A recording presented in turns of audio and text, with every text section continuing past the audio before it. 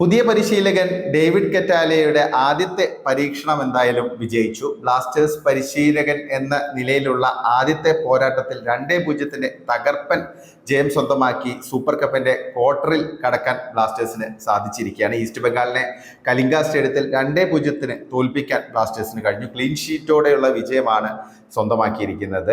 പിന്നെ ഈ ഒരു മത്സരത്തിലേക്ക് വരികയാണെങ്കിൽ ബ്ലാസ്റ്റേഴ്സിന്റെ ഭാഗത്ത് നിന്ന് നല്ല പെർഫോമൻസ് തന്നെയാണ്. ഒരുപാട് ഇമ്പ്രൂവ്മെന്റ് നമുക്ക് കാണാൻ സാധിച്ചു. ഇപ്പൊ കഴിഞ്ഞ സീസണിൽ നിന്ന് വിഭിന്നമായിട്ട് ടീമിന്റെ ഭാഗത്ത് നിന്ന് ഒരു ബാലൻസ്ഡ് അപ്രോച്ച് കാണാൻ സാധിച്ചു. പ്രത്യേകിച്ച് പുതിയ പരിശീലകൻ നല്ലൊരു ബാലൻസിങ് ടീമിൽ കൊണ്ടുവന്നു. കാരണം ഡിഫൻസിന് വളരെ ഇമ്പോർട്ടൻസ് കൊടുത്തുകൊണ്ടുള്ള അറ്റാക്കിംഗ് ശൈലിയാണ് അദ്ദേഹം ഇമ്പാർട്ട് ചെയ്തത്. അതിൻ്റെ ഒരു റിസൾട്ട് തന്നെയാണ് ഈ ഒരു മത്സരത്തിൽ കാണാൻ സാധിച്ചത്. ഡിഫൻസ് നല്ല ഏകോപനത്തോടെ കളിച്ചു. ഒരു ആത്മവിശ്വാസം എല്ലാവർക്കും ഉണ്ടായിരുന്നു. പലപ്പോഴും മുളയിൽ തന്നെ നുള്ളുന്ന രീതിയിൽ, അതായത് അറ്റാക്കുകൾ പെട്ടെന്ന് തന്നെ ഇല്ലാതാക്കുന്ന രീതിയിലുള്ള ഒരു പെർഫോമൻസ് ബ്ലാസ്റ്റേഴ്സിന്റെ ഭാഗത്തു നിന്നുണ്ടായി. കറക്റ്റായിട്ട് ടൈംലി ആയുള്ള ഇന്റർവെൻഷൻസ് ഉണ്ടായിരുന്നു, ഇന്റർസെപ്ഷൻസ് ഉണ്ടായിരുന്നു, ബ്ലോക്കുകൾ ഉണ്ടായിരുന്നു, ക്ലിയറൻസസുകൾ ഉണ്ടായിരുന്നു. ദിമിക്കൊന്നും കാര്യമായിട്ടുള്ള സ്പേസ് ഒന്നും കൊടുക്കാൻ നമ്മുടെ ഡിഫൻസ് തയ്യാറായില്ല. ഫ്രീ സ്പേസ് കിട്ടാതെ പലപ്പോഴും ദിമി ഇങ്ങനെ സ്ട്രഗിൾ ചെയ്യുന്നത് നമുക്ക് കാണാൻ സാധിച്ചു. പിന്നെ ദൂസാൻ ലഗാറ്റർ DMFന്റെ റോളിൽ കളിച്ചത് വലിയൊരു പ്രാധാന്യം തന്നെയുണ്ട്. കാരണം അദ്ദേഹം ഡിഫൻസിന് ഒരു കോൺഫിഡൻസ് നൽകി. പ്രത്യേകിച്ച് ഒരു കുഷൻ എന്ന പോലെ, അതായത് ഡിഫൻസിന് ഒരു കുഷൻ എന്ന പോലെ അല്ലെങ്കിൽ ഒരു ഷീൽഡ് എന്ന പോലെ പ്രവർത്തിക്കാൻ DMFന്റെ റോളിൽ ലഗാറ്ററിന് സാധിച്ചു. അപ്പോൾ ലഗാറ്റർ ആ ഒരു റോളിൽ സ്റ്റേബിളായിട്ട് കളിക്കുകയാണെങ്കിൽ ലൂണയ്ക്കും വിപിൻ മോഹനൊക്കെ കുറച്ചും കൂടെ ക്രിയേറ്റീവ് സൈഡിൽ കൂടുതൽ ഫ്രീ ആയിട്ട് കളിക്കാൻ സാധിക്കും. അപ്പോൾ കുറച്ചും കൂടെ റിസൾട്ട് ബ്ലാസ്റ്റേഴ്സിന് ഉണ്ടാക്കാൻ വരുന്ന മത്സരങ്ങളിലൊക്കെ കഴിയുമെന്നാണ് പ്രതീക്ഷിക്കുന്നത്. അപ്പോൾ ഇങ്ങനെ ഒരുപാട് ഇമ്പ്രൂവ്മെന്റ് നമുക്ക് കാണാൻ സാധിക്കുന്നുണ്ട്. പിന്നെ ടാക്ടിക്കലി ആണെങ്കിലും കഴിഞ്ഞ സീസണിൽ നിന്ന് വിഭിന്നമായിട്ട് ഒരുപാട് ചേഞ്ചസ് കണ്ടു. പ്രത്യേകിച്ച് ഒരുപാട് ലോങ് ബോളുകൾ നമുക്ക് കാണാൻ സാധിച്ചു. ഫസ്റ്റ് ഹാഫിൽ നിരവധി ലോങ് ബോളുകൾ ഉണ്ടായിരുന്നു. പിന്നെ അതുകൂടാതെ ബിൽഡപ്പ് ഒക്കെ കാണാൻ ഒരു ഭംഗി ഉണ്ടായിരുന്നു. കുറച്ചും കൂടി ഒരു ഓർഗനൈസ്ഡ് ആയിട്ട് കളിക്കുന്ന ഒരു ബ്ലാസ്റ്റേഴ്സിന്, ഒരു പ്ലാനോടെ കളിക്കുന്ന ബ്ലാസ്റ്റേഴ്സിനെയാണ് നമുക്ക് കാണാൻ സാധിച്ചത്. പിന്നെ നോഹ സദയുടെ പെർഫോമൻസ് ഔട്ട്സ്റ്റാൻഡിങ് പെർഫോമൻസ് തന്നെയായിരുന്നു.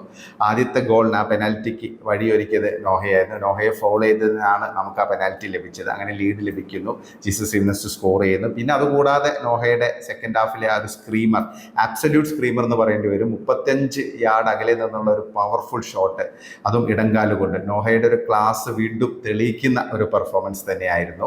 പിന്നെ എന്തുകൊണ്ടോ ജീസസ് ജിംനസിന് അത്ര ഒരു കോൺഫിഡൻസ് കളിക്കളത്തിൽ ഉണ്ടാക്കാൻ പറ്റിയില്ല. പലപ്പോഴും അദ്ദേഹത്തിന് കിട്ടിയ അവസരങ്ങൾ യൂട്ടിലൈസ് ചെയ്യാൻ സാധിച്ചില്ല. 2-ാം മിനിറ്റിൽ തന്നെ ഒരു സുവർണ്ണ അവസരം ഉണ്ടായിരുന്നു. നോഹയുടെ ഒരു കിടിലൻ ക്രോസ് ആയിരുന്നു.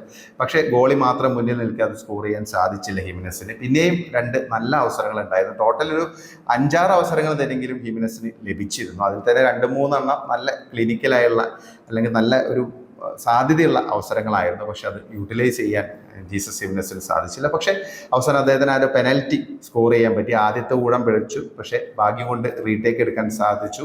ആ റീടേക്ക് കൺവേർട്ട് ചെയ്ത് ജിംനസ് സ്കോർ ബോർഡിൽ ഇടം പിടിച്ചു എന്നുള്ളതാണ് ഒരു വസ്തുത. എന്തായാലും അതൊരു അദ്ദേഹത്തിന് ഒരു ഇമ്പ്രൂവ്മെന്റ് ആണ്. കാരണം ഒരു മോശം തുടക്കമായിരുന്നു തുടക്കത്തിൽ. കാരണം വേണ്ടത്ര രീതിയിൽ യൂട്ടിലൈസ് ചെയ്യാൻ സാധിച്ചില്ല കിട്ടിയ അവസരങ്ങൾ. പക്ഷെ അത് കൺവേർട്ട് ചെയ്ത് ഗോളാക്കിയതോടുകൂടി കാര്യങ്ങൾ കുറച്ചും കൂടെ ഒന്ന് എളുപ്പമായി.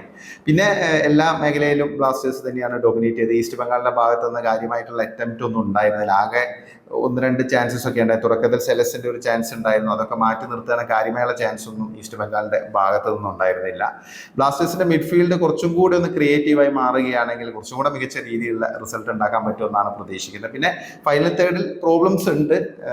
ചാൻസസ് കൺവേർട്ട് ചെയ്യുന്നതിൽ ഇപ്പോഴും പ്രശ്നമുണ്ട്. പക്ഷെ അങ്ങനെയാണെങ്കിൽ നമുക്ക് കൂടുതൽ ആ ഒരു വിമർശനത്തിലേക്കൊന്നും പോകാനുള്ള ഒരു സമയമല്ല. ഇതിപ്പം പുതിയ കോച്ചിന്റെ ആദ്യത്തെ മത്സരം മാത്രമാണ്. ആദ്യ മത്സരത്തിൽ എന്തായാലും അദ്ദേഹത്തിന്റെ ഭാഗത്ത് നിന്ന് സാറ്റിസ്ഫാക്ഷൻ നൽകുന്ന ഒരു പ്രകടനം തന്നെയാണ് ടീം കാഴ്ചവെച്ചിരിക്കുന്നത്. അപ്പോൾ അതുകൊണ്ട് നമുക്കൊരു നിരാശയൊന്നുമില്ല. പിന്നെ ഇപ്പം അടുത്ത മത്സരം എന്ന് പറയുന്നത്, അടുത്ത മത്സരം മോഹൻ ബഗാനെതിരെയാണ്. ഇപ്പോൾ ക്വാർട്ടറിൽ, സൂപ്പർ കപ്പിന്റെ ക്വാർട്ടറിൽ മോഹൻ ബഗാനാണ് നമ്മുടെ എതിരാളികൾ. നിലവിലെ ISL ചാമ്പ്യന്മാരാണ് മൈറ്റി മോഹൻ ബഗാൻ. അപ്പോൾ മൈറ്റി മോഹൻ ബഗാനെതിരെ പുതിയ പരിശീലകൻ ഡേവിഡ് കറ്റാലയുടെ ടാക്ടിക്സ് എങ്ങനെ വർക്കൗട്ട് ആവും, അതാണ് ഇനിയിപ്പം അറിയാനുള്ളത്. എന്തായാലും നമുക്ക് അതിനായിട്ട് കാത്തിരിക്കാം. ഈ ഒരു പെർഫോമൻസ്, ഈസ്റ്റ് ബംഗാളിനെതിരെയുള്ള ഒരു പെർഫോമൻസ്, 2-0 ക്ലീൻ ഷീറ്റോടെയുള്ള ഒരു വിജയം വലിയ സംതൃപ്തി ആരാധകർക്ക് നൽകുന്ന ഒരു മത്സരം തന്നെയാണ്. പക്ഷെ നമുക്കൊരു പൂർണ്ണമായുള്ള ഒരു അനാലിസിസിലേക്കൊന്നും എത്താനായിട്ടില്ല. ഇത് ഫസ്റ്റ് മാച്ച് മാത്രമാണ് പുതിയ പരിശീലകന്റെ. എന്തായാലും നമുക്ക് കാത്തിരിക്കുക അടുത്ത പോരാട്ടത്തിനായി. നിങ്ങൾക്ക് എന്താണ് തോന്നുന്നത് ഈ ഒരു മത്സരത്തെക്കുറിച്ച്? പുതിയ പരിശീലകന്റെ പെർഫോമൻസ്, ഡേവിഡ് കറ്റാലയുടെ പെർഫോമൻസ് ആസ് എ കോച്ച് എങ്ങനെയുണ്ടായിരുന്നു? നിങ്ങളുടെ അഭിപ്രായങ്ങൾ കമന്റായി രേഖപ്പെടുത്തണേ.